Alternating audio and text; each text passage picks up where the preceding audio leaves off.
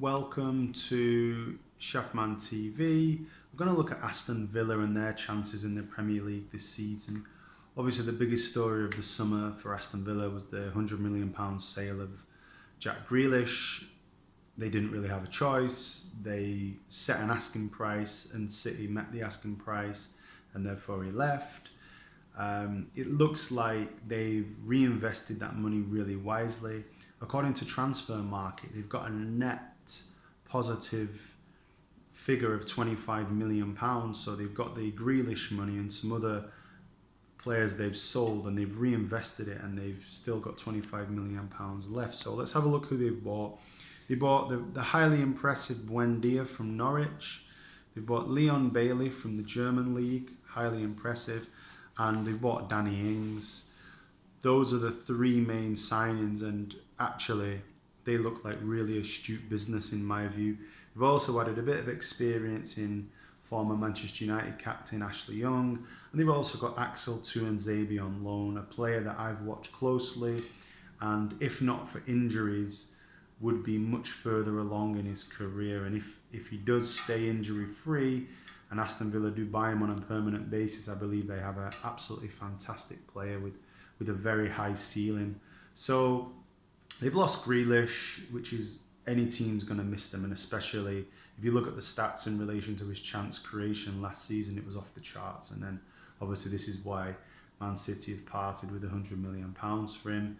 And in my view, he's completely worth every penny of it. I think he's a really good long-term signing, and as a Man United fan, I would have loved United to have bought him, but hey ho, he's at City, and he'll be amazing. He'll go up a few levels, and he's already a world-class player in my view.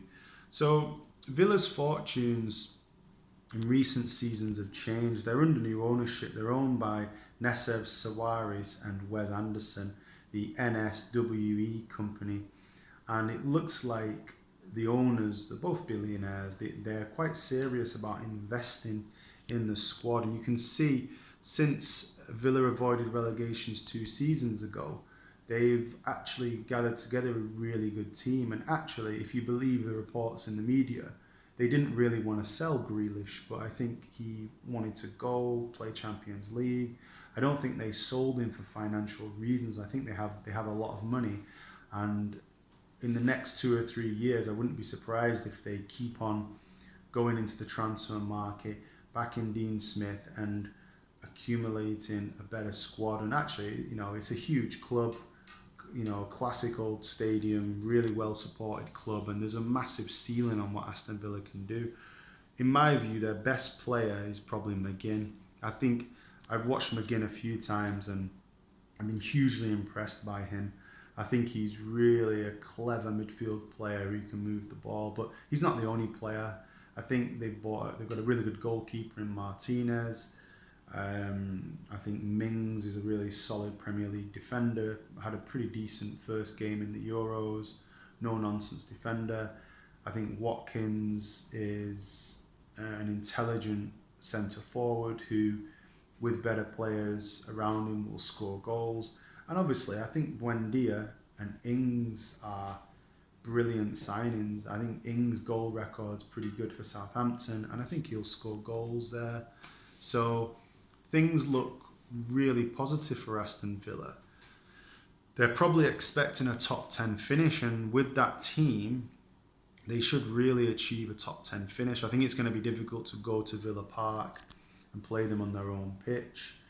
And I wouldn't be surprised in January, excuse me, if they purchased more players and tried to add to the squad. They seem to be looking to back Dean Smith, and I think that they're on the upward trajectory. You'll see in 2 or 3 years that they'll have better players, and they'll be one of those teams that have moved up. And actually, you can probably compare them to someone like Everton. I think Everton have spent money really badly. I think Aston Villa have spent very cleverly. I mean, like, they bought Traore. He looks like an okay player to me.